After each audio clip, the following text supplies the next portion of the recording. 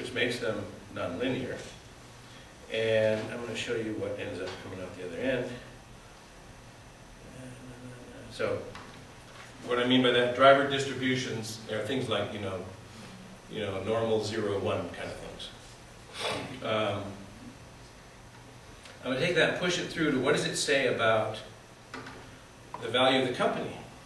This is the distribution of the free cash flows discounted back, subtract the debt, turned into what I think this company's worth.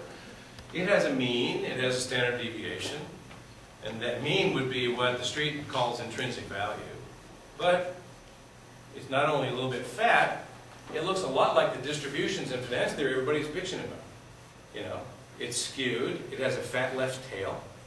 Fat left tail means you can go bankrupt, right? Because you have debt. And, but that's just the distribution. And I say, well, then what if I take that and I say the market's trying to price that thing, but the market doesn't price it right on the nose either. It's got a distribution of the price around the intrinsic value that it's shooting at all the time. And so I'm going to put that in there. I put a vanilla-looking price distribution around intrinsic value. Call that the capital market process. And here's what you get out the other end for the stock prices. Now remember, this is the price or the value. This is not the return. Right? Return means time has to pass. And so if I know that if I have an estimated distribution, and I'm saying what's the expected value? The expected value of that distribution next year is going to be the mean of my estimate of the distribution. So I can see what it is here. This is $157 company is the mean of this distribution. The mean is always to the right of the mode of these distributions because they're heavy fat tails, like they are in the stock price studies. If I take that and I turn that into a return distribution, the return distribution also looks funny. And it looks funny because let's say, what's the real problem I face in the world? Let's say I have these estimates, and this thing's probably worth $157 next year. What's my return? Well, I look in the Wall Street Journal, and I find out today I can buy it for 157 or 57 or 257, some number, but that's a fact. That's not an estimate. So let's say that you can buy it for $100, just because that's what E-Trade will give it to you for today, Mr. Market. The expected return is the mean of that distribution divided by $100 minus 1. Okay. What's the risk? The risk has nothing to do with the standard deviations of any of these distributions.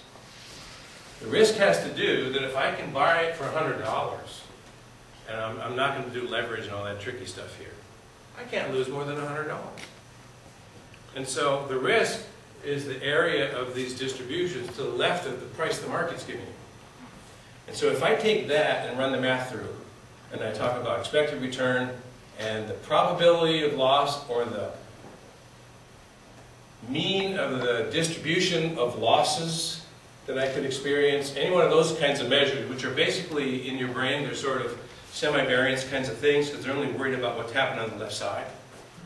If I do that, the risk-return trade-off, as every investor knows, has the reverse slope that it does in the finance book. If I know the property I'm buying, and I understand its cash flow generating properties, if I can buy it for half as much, the return doubled, and the risk went down. Risk and return to a security, when you're estimating cash flows, are not negatively correlated. It's the other way.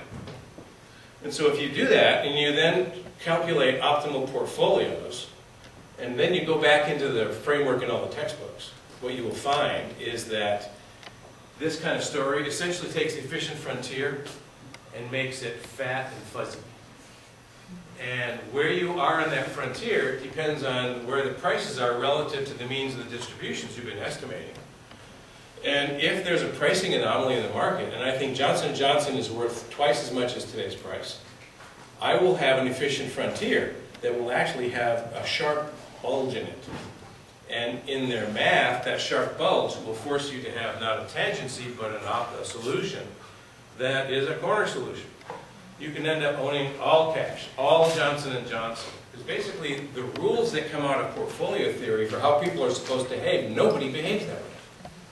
And so you have to allow of differences in views about drivers and values. You have to separate out the driver value risk from the capital market risk.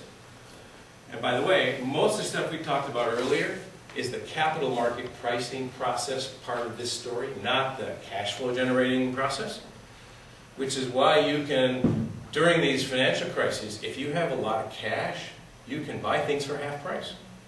So the greatest fortunes in the world that I know that have been built by people holding non-optimal amounts of cash during good times. And then when the world falls apart, as it always does, they buy everybody else out. And so the question is how to wrap math around that so it looks elegant and gives you a tangency. I mean, for our purposes.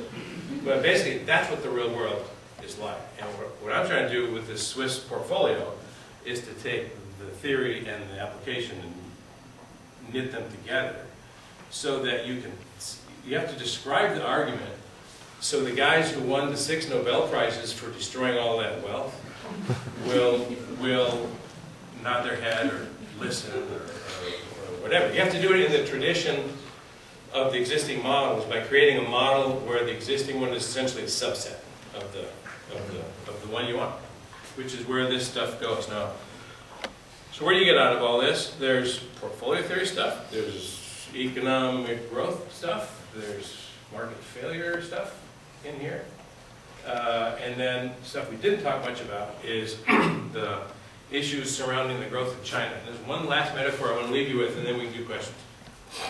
We talked about it at lunch. Kepler, Newton made an equation for an ellipse. Right? Had in his desk drawer when Kepler showed up with the data. Everybody, I think, knows that the Earth orbits the Sun in an ellipse. That's wrong. It's definitively wrong. Both of those things, both the Earth and the Sun, orbit a point, which is the center of mass of the Earth-Sun system. But the Earth is tiny and the Sun's big, so that point is actually almost in the middle of the Sun. But if the Sun and the Earth were of equal size, it would be at the midpoint between the two bodies. And so think about the world. China's growing 10% a year and we're growing 1% a year.